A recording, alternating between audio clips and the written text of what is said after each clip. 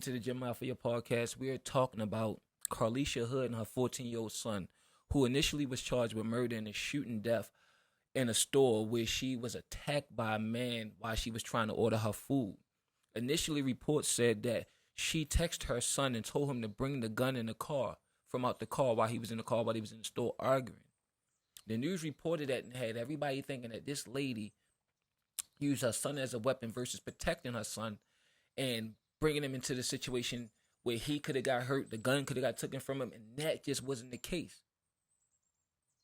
We was all over the place, and just with the short clips of it beginning with him yelling at her and swinging, we could clearly see that she wasn't the aggressor. She was talking calm, but it was a whole lot of fill in the blanks. Now we have the story from the person who was actually recording, the eyewitness, who said what initially happened was explaining to him something about the line.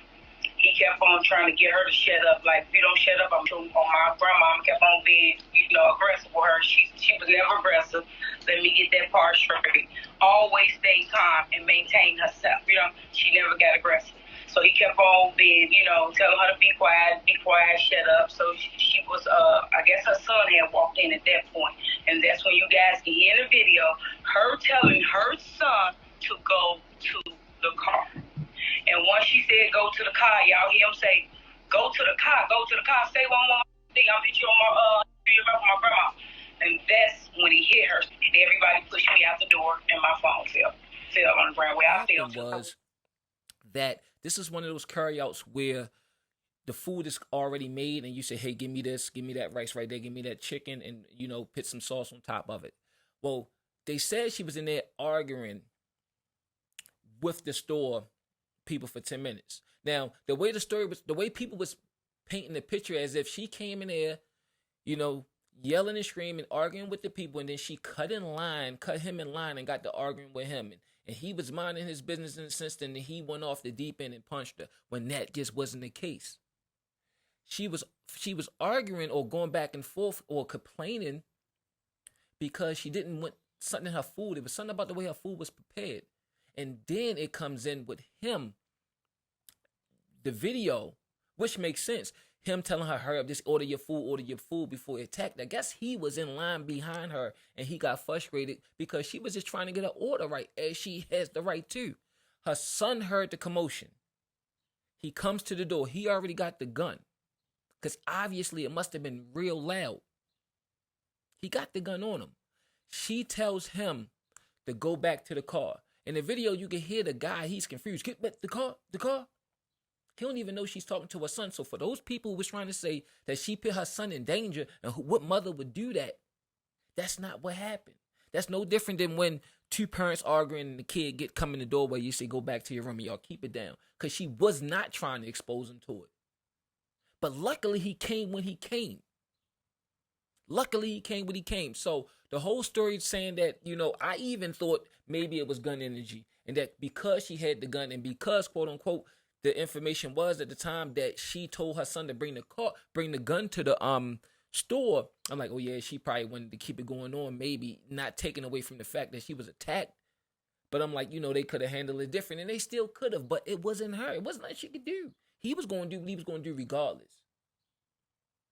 So my initial comments with gun energy and everybody could have did things different. That lady did what she was supposed to do and what she could do, and what she tried to do was protect her son. And her son ended up protecting her. Who knew how far he would have went? He could have beat her to death, and luckily he didn't get the chance to. So for all the people, and that's why we got to wait till we get all the information. I'm glad she was able to speak out. I'm glad the person who was there who recorded it made a video and released the video and filled in the blanks where we was all just guessing and pitting our own stories there based on our life experiences with people. That's what we was doing. That's just human nature, and that's the internet for you. The nature of the internet is crazy. But luckily, the truth came out, and I'm glad that lady is okay. I'm glad her son is okay, and they definitely going to need therapy. He's definitely going to need therapy. She seemed like, from the video, I'm going to play it, she seemed like a nice lady. You know what I mean? But it was just sad. And this is, hold on real quick. This is like with the news right here. Hold on. Let me get this. Cook County prosecutors describing how Carlisha Hood summoned her 14-year-old son who was out in the parking lot late Sunday night. See how they said she summoned her? That she summoned her son? That's not what happened. He heard the commotion. So from that's why everybody felt like she put her son in danger. And that she was like giving hits, I'll kill, shoot this and kill that. When the witnesses say that's not what happened. So that's why they dropped the charges, as they should. Because that's not what happened. Hold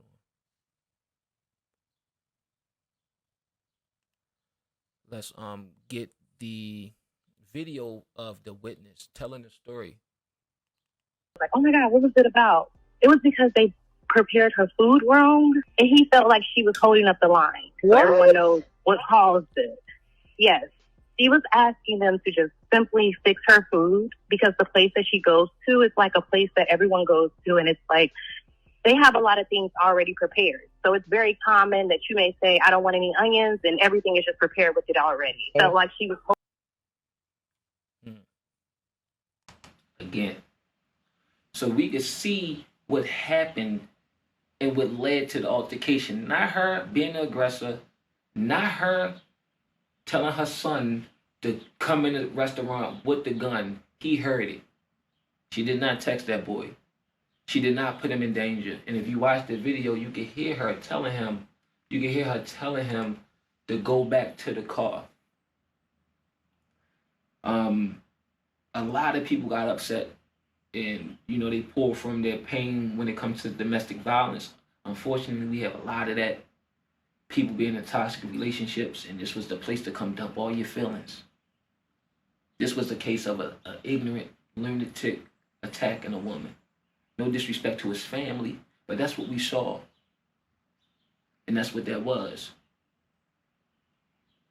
We don't condone that behavior as men, and he do not represent us men. He's a male. It's a difference.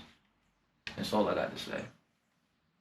I was dashed and everything, so I thank you for having that heart. Like, this ain't her. Yes. You done probably looked at the page a little bit and was like, nah, this is not the type of mother that she is, that they creating her to be. And I thank you for that. I was in jail crying my eyes out when I heard it's another video released, going viral. I'm getting chills again. Oh, girl. Right. I say, down the jury that they played to this black woman, this son. Oh, no. And I think that's Rahima, that's the one part that I really appreciate you for acknowledging. She was never aggressive. Thank you. Never aggressive. From the beginning, I didn't think that I was even going to be arrested. Of course, I felt that they were going to hold me, at least for a few.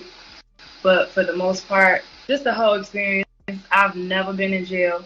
I've never been, locked up or anything. So just the whole experience, just to have to soak that in and at the same time be away from my child, knowing that my child was also going through the same thing with me was a very terrible feeling for me. So in that moment, the whole time I was just like in like shutdown, stress mode. I had a face mask on because I really didn't want to be visible at that time, and you all can't imagine. But this was traumatizing. Very traumatizing. And you were toiling, and I'm only reason why I'm saying this is because one thing I do understand that there are things that are going on in court. We're not going into no details. This is why I asked her to come on this live, because number one, I wanted her to hear Rahima, but number two, I wanted y'all to see a little bit of what we've been watching in the background. Y'all allowed the media to give you a narrative, and everybody was tossed with their opinion.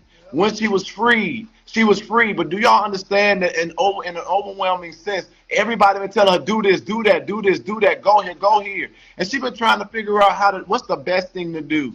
And then she went on there and she was advised to, they filed the paperwork. But what I've watched y'all do again is almost re-victimize a woman who is suffering. She never told him. Never texted him. She never texted him. She never called him. She never asked him to do anything. She protected her son. She told him to go to the car.